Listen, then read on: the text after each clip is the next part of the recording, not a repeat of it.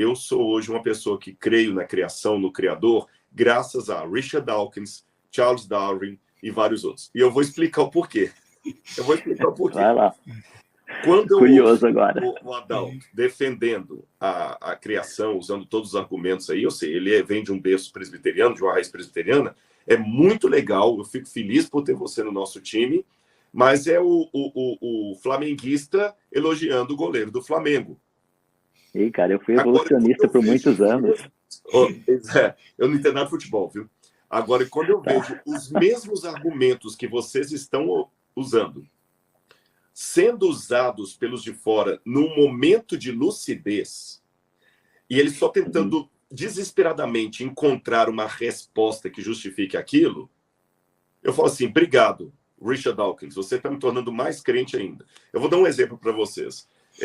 Eu leio esse pessoal todo, eu tenho um livro ali do Stephen Hawking, eu leio Nietzsche, eu leio Foucault, porque eu também tenho uma formação na área de filosofia. Eu não leio só a Bíblia, eu leio esse pessoal também. Aí eu vi esse livro aqui do Dawkins, foi um dos últimos livros que ele publicou, da Companhia das Letras, Como Sabemos o que é Verdade, a magia da realidade. Olha, num lugar desse, eu estou fazendo propaganda de um livro de um ateu que quer desmerecer tudo que vocês estão falando. Mas aí, sabe o que acontece? Quando eu ouço vocês falando aí, por isso que eu até baixei a cabeça aqui, não que eu não estivesse prestando atenção, é porque eu falei assim, gente, isso que o Adalto está falando aí, que o Marcos falando, eu li aqui. Só que olha que o desespero do camarada. Ele fala aqui, ele mostra até com desenhos, que o objetivo desse livro é alcançar jovens. Então ele põe até o James Rand, que era também aquele ateu que tentava desmascarar tudo, que era sobrenatural, fiz um desenho do James Rand, aqui fazendo, como é que chama quando o pessoal vai jogar a carta, que embaralha a carta ali e tudo, e ele põe até aqui uma fada madrinha, e ele explica, olha, é óbvio que se você está aqui na página 25, ele fala o seguinte, é lógico que uma carruagem com rodas, com colcheiro, não vai aparecer no estalo de mágica como no filme da Cinderela. É óbvio que não.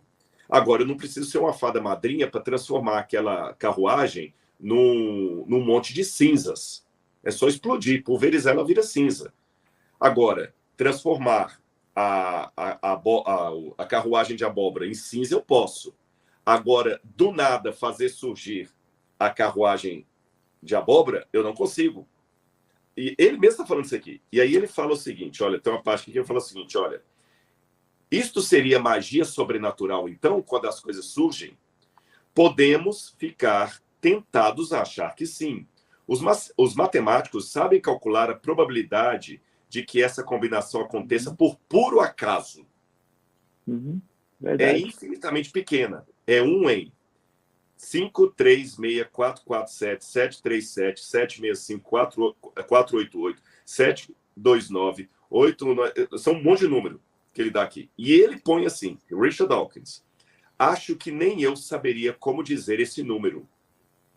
Se você se sentasse e jogasse cartas durante 1 trilhão de anos, receberia uma mão perfeita como a do nosso exemplo na ocasião. Olha o que ele quis dizer. Olha onde que o cara chega. Ele fala o seguinte, realmente, a chance matemática de tudo isso que vocês estão falando aí acontecer por acaso e não por um designer é 1 nesse monte de número aqui que nem sabe dizer. Então, quer dizer, realmente é quase impossível. Porém, a magia explica isso como? Se eu tiver uma eternidade para tentar. No livro Deus um Delírio, ele fala a mesma coisa usando outro exemplo ali. Qual a chance de um macaco batendo aleatoriamente num teclado produzir uma obra de Shakespeare? Ele fala, é quase nula se o macaco tiver apenas 20 anos para fazer isso. Mas se o macaco tiver uma eternidade de trilhões e trilhões de anos para ficar batendo ali, uma hora a coincidência acontece. Só que aqui, ele pisa na bola em 2 coisas. Letra A. Ou 3 coisas. Letra A. Primeiro, ele fala de uma tentativa eterna.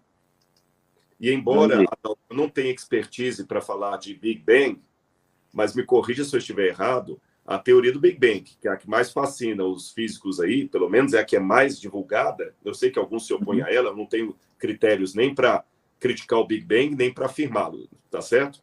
Mas, pelo que eu saiba, o Big Bang é o início de tudo que existe, inclusive do tempo, do espaço, da gravidade e tudo mais. Então, à luz da ciência, houve tempo em que tempo não havia. Então, eu não tenho eternidade para ficar tentando.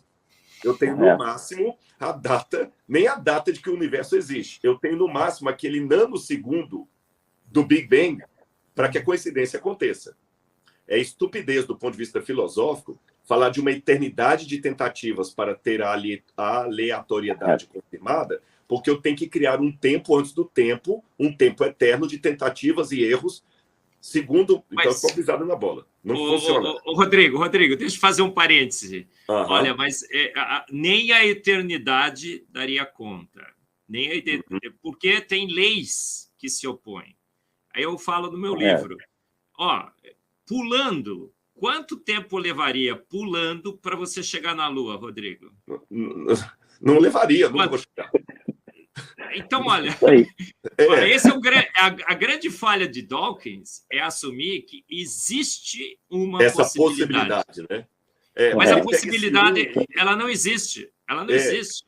É como pulando chegar na Lua. Eu falo no livro. Trilhões de vezes, você não vai duas chegar. Eternidades. Pode pular 2 eternidades que você nunca chegará na Lua. Então, vocês veem que, assim, mesmo sem ser científico, você colocou essa questão científica aí, né? Eu não sou da área, mas filosoficamente eu vejo que não fecha a conta.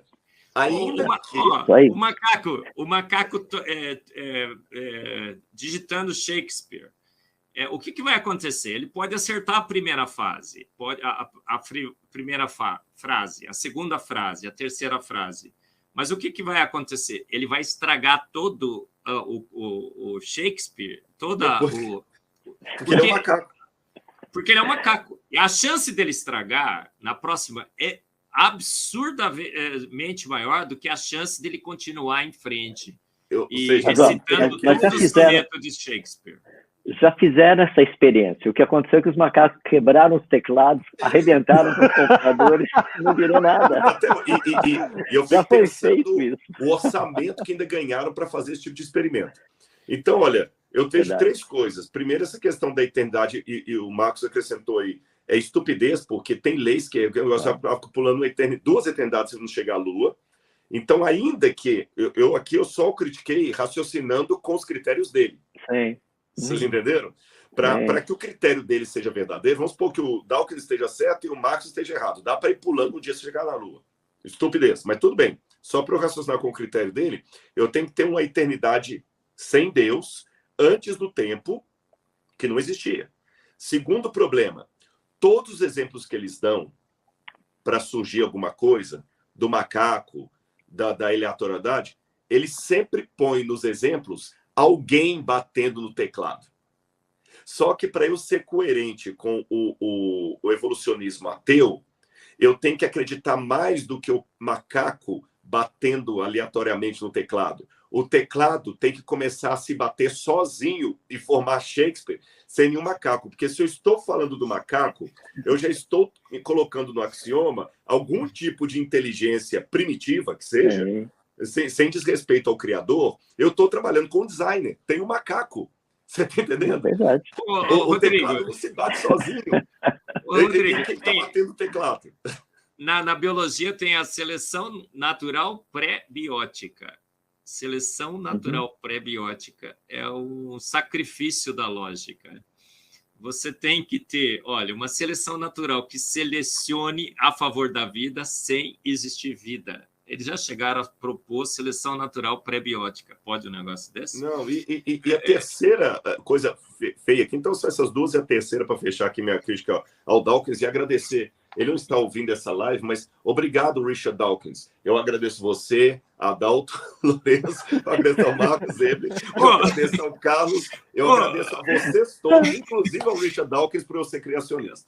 Sem o Dawkins, a gente não teria tão bons argumentos. O Dawkins ele é uma bênção. Não, e a terceira é que tudo o que você escreve no seu livro, nos seus livros aí, usando a palavra Deus, ele troca por magia e fica 6 por meia dúzia. É igual o sujeito, para não ofender os portugueses, fala o seguinte: eu vou contar uma piada de japoneses. Haviam 2 japoneses, chamados Joaquim e Manuel. Você está falando a mesma coisa, só está mudando o nome. O Rodrigo, Chesterton já dizia: quem não crê em Deus, crê num monte de bobagem. E qualquer bobagem. O problema de você não acreditar em Deus verdade. que você possa acreditar em qualquer besteira. Então, Besteira. sabe? Obrigado, Magia. Paulo. Não tem como escapar, porque eu estou dando uma aula de escola dominical, citei que Deus deixou a natureza, Romanos capítulo 1, ele deixa a natureza como testemunha de si mesmo, e ele deixa a consciência como testemunha de si mesmo. Então, nós temos uma evidência externa, que é a natureza, e uma evidência interna, que é a consciência. As duas não nos deixam escapar. E qualquer tentativa de escape, você cria uma religião frustrada que não te leva em lugar nenhum.